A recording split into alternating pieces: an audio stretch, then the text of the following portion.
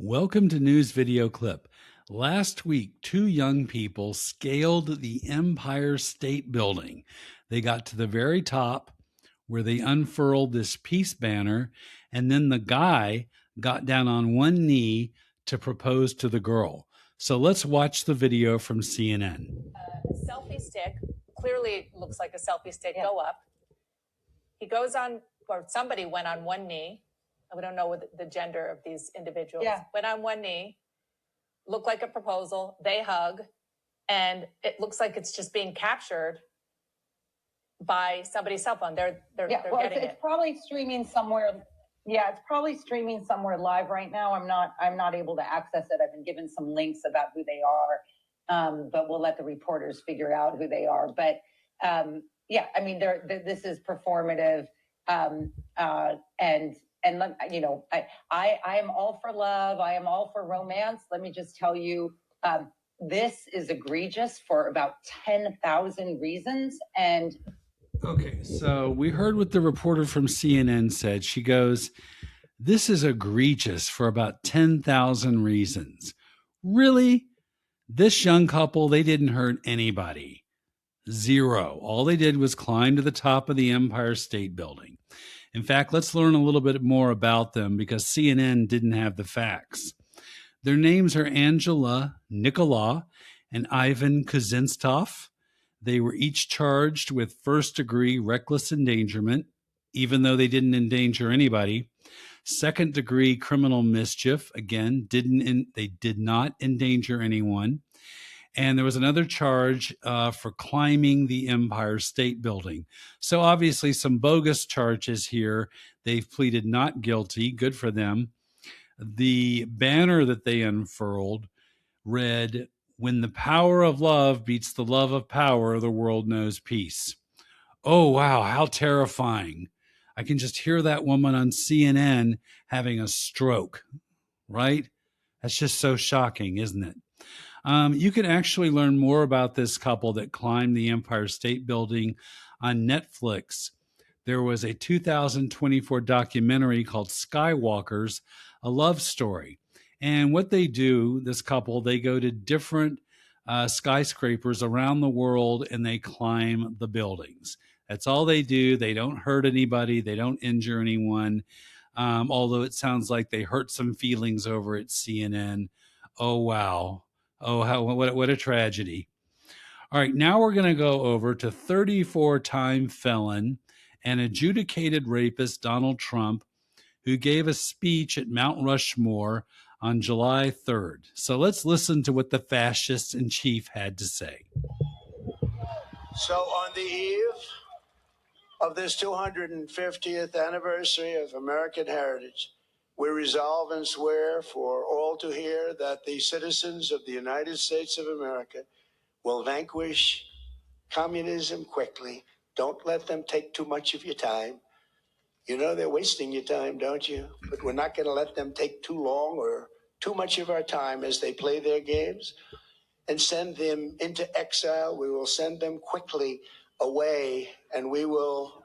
So there we have President Trump saying that anyone who he deems to be a communist, he's going to exile.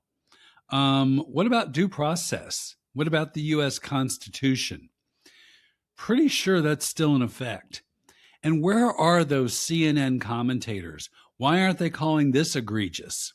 Why aren't they calling out this fascist for what he is? It sounds like they're gutless. All right, now we're going to go to Washington, D.C. on July 4th. There was a white supremacist group called Patriot Front, and they marched with, of course, masks over their faces because they're so brave. And let's watch the clip. Ellie looks like mom. Ellie looks just like mom. Oh, yeah.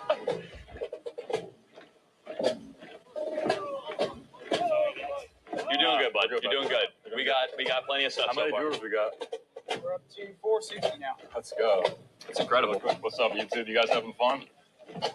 Happy 250, guys. Happy 250. I know it's hard to see the screen, Can we get ones in the chat? If audio, video, all that's good, can we get ones? Is everybody doing okay? If we got 460 people in here, then we can we get ones in the chat for a total Aryan mockery? Ones in the chat for total Aryan mockery, total Aryan victory, total.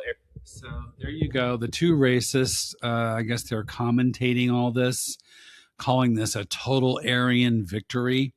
It's just a bunch of white racists covering their faces with masks, white supremacists. Now let's watch another clip of these people. And they're going to be doing some marching and shouting, which actually does sound like neo-Nazis or something. Let's listen.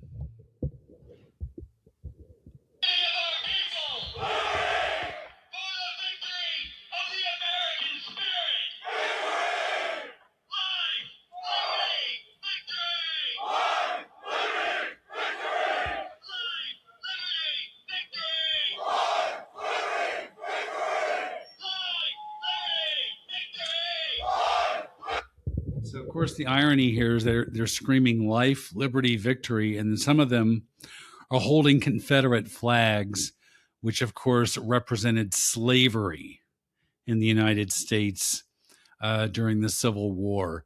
So these people don't want life and liberty and life or liberty, except for white people, except for white racists who think like they do. Anyways, we're going to go over now to Fox News. And Caroline Leavitt, who is Trump's press secretary, she's been on paid maternity leave. Most women in America don't get paid maternity leave because the Republicans oppose it, but she does. And she was on Fox News complaining about how people of her generation are just not working hard enough. So let's listen to this clip from I've Had It, shall we? Caroline Leavitt's maternity leave, unfortunately, has ended way too soon. And here she is talking to Jesse Waters about Gen Z and the hypocrisy and lack of self-awareness is so rich. Play the clip. These kids, and I call them kids because they're in their 20s, and they've never had real jobs, and they're complaining things are expensive. Yes, things are expensive when you don't have a real job. Right. Do you think that's getting traction, complaining? Unfortunately, I do, because this generation, my generation, I hate to say it, Gen Z and those younger than me have been raised with just silver spoons in their mouth, just getting everything handed to them. That's not the values this country was built on. It was built on meritocracy and hard work, pulling up your sleeves, pulling yourself up from your bootstraps, and achieving the American dream. And we need to protect. Okay, this is a woman who is married to a 60-year-old rich guy. So she wants to talk about putting things in her mouth to advance forward. Let's have that conversation, Caroline. Let's talk about what you put in your mouth compared to what hardworking Americans put in their mouth to get the positions where they are. That's first and foremost. Secondly, I think it's incredibly important to talk about the fact that she is completely bald-faced lying in a propagandic sense and gaslighting the public about silver spoons. Donald Trump inherited $500 million, completely bankrupted it multiple times. He would be in prison right now if not for the lack of us always capitulating to right-wing narratives and always capitulating to this patriarchal system that white men shouldn't be held fully accountable, because what's that going to do to the electorate? So we have, a lot of us have incubated this situation. Then you get to his kids, Dumb and Dumber, which there is a video of Trump saying, my kids are able to trade stock now because they have all this insider information. So there's no meritocracy with Dumb and Dumber. There's no meritocracy with Caroline Leavitt. Caroline Leavitt just knows how to suck the chrome off the tailpipe, and then she has ascended to be in this position. These people lecturing us about hard work and bootstraps is just late stage Versailles stuff. That's where we are in this phase of this fascist takeover. Not to mention Caroline Leavitt, who ran for Congress twice, has left the vendors And there are hundreds of thousands of dollars in her for her campaign that she's never paid back. So don't talk to me about what it takes and bootstraps and working when you have left all the people that you hired to do work for you unpaid, just like Donald Trump has. So that's a good point that Angie Sullivan makes. Why hasn't Caroline Leavitt paid the people who worked on her 2 failed campaigns? Why did she stiff them? I thought she believed in hard work. Oh, she likes hard work when other people do it for free. I guess that's how it works. Okay, got it. Alrighty, we have links to all of our stories right below this video. Unlike the right-wing podcasters, Joe Rogan, Riley Gaines, Kristen Hawkins, Tim Pool, Benny Johnson, none of those people back up their claims. They're all paid influencers. They get talking points from the Trump White House and from the Republican Party. And all they do is just parrot those talking points. They never back up their claims. We back up everything we state. All right, I want to thank everybody who subscribed to this channel. If this is your first time watching, please like and subscribe, or you can hate us and subscribe, or you can just hate me, but please subscribe.